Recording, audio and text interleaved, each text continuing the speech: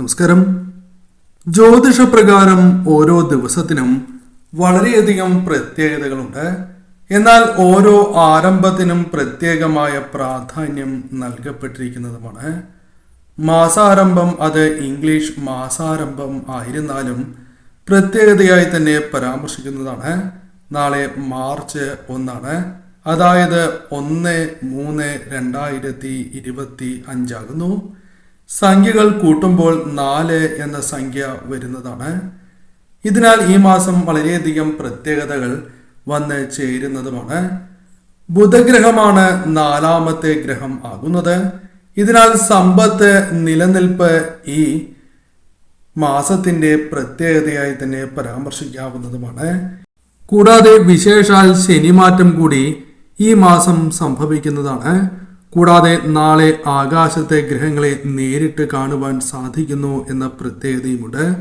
അതിനാൽ ഈ സമയത്തിന് വളരെയധികം പ്രാധാന്യമുണ്ട്. മഞ്ഞ പുഷ്പം സമർപ്പിച്ച് വിളക്ക് തെളിയിക്കുക എന്ന കാര്യം നാളെ അതിരാവിലെ നിങ്ങൾ ഏവരും ചെയ്യേണ്ടതായിട്ടുണ്ട്.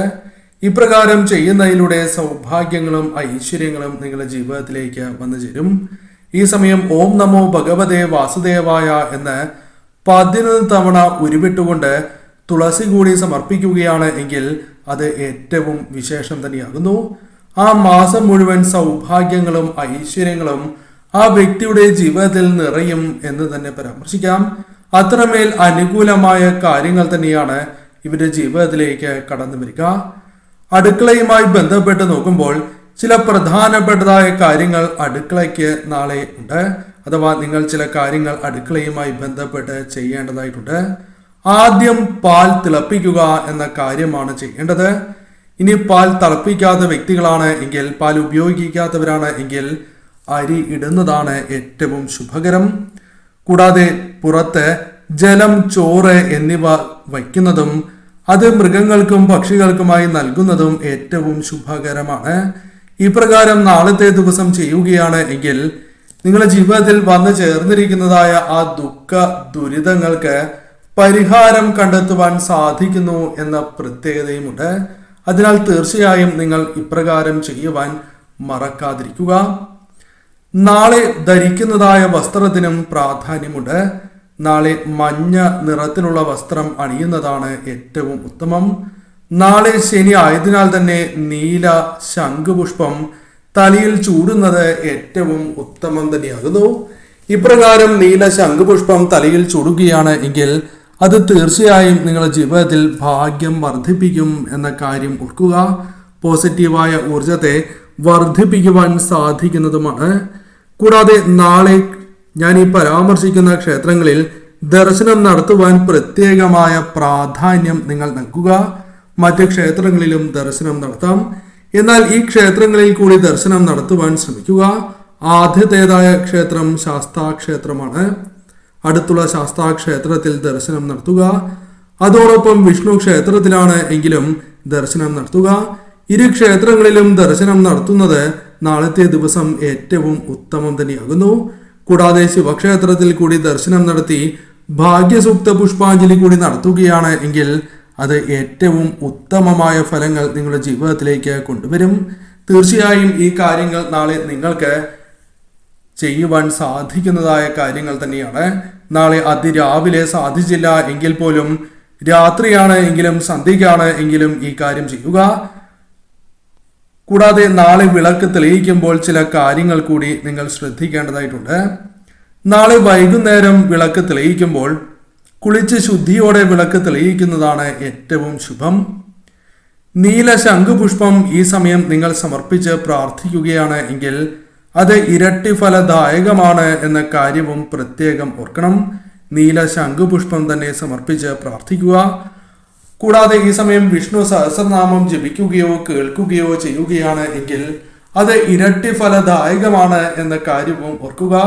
ഇനി അഥവാ നിങ്ങൾക്ക് ജപിക്കുവാൻ സാധിക്കുന്നില്ല എങ്കിൽ കേൾക്കുകയെങ്കിലും ചെയ്യുക. തീർച്ചയായും ഇരട്ടി ഫലം തന്നെയാണ് വന്നു ചേരുക. കൂടാതെ നാളെ പഞ്ചാക്ഷരി മന്ത്രം 108 ജപിക്കുന്നതും സർവ്വ ഐശ്വര്യപ്രദം തന്നെയാണ്.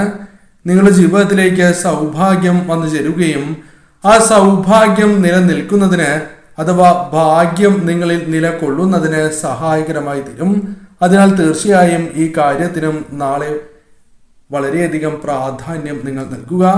നാളെ നരസിംഹസ്വാമിയെ പ്രാർത്ഥിക്കുന്നതും പ്രത്യേകിച്ചും ഞാൻ ഈ പരാമർശിക്കുന്ന മന്ത്രം ജപിക്കുകയാണ് എങ്കിൽ കടബാധ്യതകളുമായി ബന്ധപ്പെട്ട പ്രശ്നങ്ങൾ നിങ്ങളുടെ ജീവിതത്തിൽ നിന്നും ഇല്ലാതാകുന്നതിന് സഹായകരമായി തീരും. ഋണമോചന മന്ത്രം നിങ്ങൾ ജപിക്കുക. നാളെ മുതൽ ഈ മന്ത്രജപം ഏറ്റവും ഉത്തമമാണ്.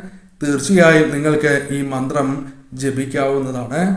നാളെ മുതൽ ഈ മന്ത്രജപം ആരംഭിക്കുകയാണ് എങ്കിൽ നിങ്ങളുടെ ജീവിതത്തിൽ വന്ന് ഭവിച്ചിട്ടുള്ളതും ജീവിതത്തിൽ നിന്നും ഒഴിവാക്കണം എന്ന് ആഗ്രഹിക്കുന്നതുമായ കടബാധ്യതകളുമായി ബന്ധപ്പെട്ട പ്രശ്നങ്ങൾ ജീവിതത്തിൽ നിന്നും നിങ്ങൾക്ക് ഒഴിവാക്കുവാൻ സാധിക്കും. ഉറങ്ങുന്നതിന് മുൻപ് ഇഷ്ടദേവതയുടെ നാമം ജപിച്ച് ഉറങ്ങുന്നതും ഏറ്റവും ഉത്തമമാണ്. ആഗ്രഹ സാഫല്യം നിങ്ങളുടെ ജീവിതത്തിലേക്ക് ഫലമായി വന്ന് ചേരുന്നതുമാണ്. അതിനാൽ തീർച്ചയായും ഈ കാര്യങ്ങൾക്കും വളരെയധികം പ്രാധാന്യം നിങ്ങൾ നൽകുക. കൂടാതെ ചില കാര്യങ്ങൾ കൂടി ശ്രദ്ധിക്കേണ്ടതായിട്ടുണ്ട്. നാളെ ക്ഷേത്രത്തിൽ ദർശനത്തിനായി പോകുമ്പോൾ കയ്യിൽ പൂക്കൾ കരുതുന്നത് ഏറ്റവും ശുഭകരമാണ്. പ്രത്യേകിച്ചും നീല ശംഖുപുഷ്പം, സുഗന്ധമുള്ള പുഷ്പങ്ങൾ ക്ഷേത്രത്തിൽ വാഴയിലയിൽ പൊതിഞ്ഞ് സമർപ്പിക്കുന്നത് അതീവ ശുഭകരമാണ്. നീല ശംഖുപുഷ്പം പ്രത്യേകിച്ചും ശിവക്ഷേത്രത്തിൽ സമർപ്പിക്കുന്നതും അതീവ ശുഭകരമായ കാര്യം തന്നെയാകുന്നു. വീടുകളിൽ നിന്നും തീർച്ചയായും നാളെ കലഹം ഒഴിവാക്കേണ്ടതായിട്ടുണ്ട്.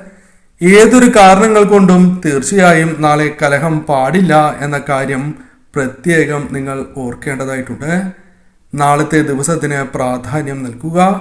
കാരണം ആ മാസം നിങ്ങൾക്ക് അനുകൂലമായി തീരുന്നതിന് അത് ശുഭകരമായി ഭവിക്കും എന്നതാണ് വാസ്തവം.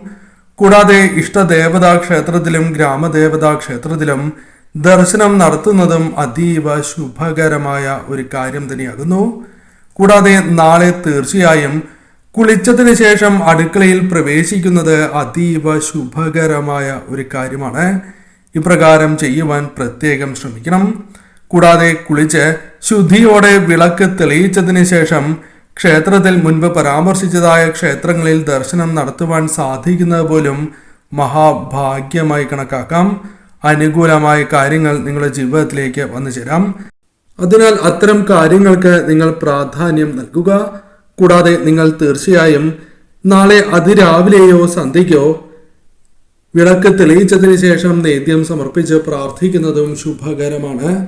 പ്രത്യേകിച്ചും മധുര പലഹാരങ്ങളോ ഫലങ്ങളോ അല്ലെങ്കിൽ പായസമോ സമർപ്പിച്ച് തീർച്ചയായും നിങ്ങൾക്ക് ഇപ്രകാരം നേദ്യം സമർപ്പിക്കാം.